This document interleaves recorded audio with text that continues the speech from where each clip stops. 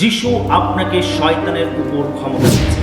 যদি আপনি যিশুকে আপনার জীবনের ত্রাণকর্তা মুক্তিদাতা রূপে বিশ্বাস করেছেন, গ্রহণ করেছেন, তাহলে প্রভু যিশু আপনাকে সেই অধিকার, সেই ক্ষমতা দান করেছেন।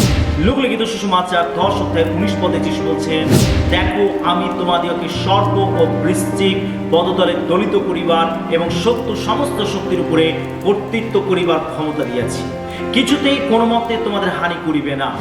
যিশু তার অনুসারীদেরকে সর্প এবং বৃশ্চিক অর্থাৎ শয়তানের সমস্ত অন্ধকার শক্তির উপরে তিনি ক্ষমতা দান করেছেন।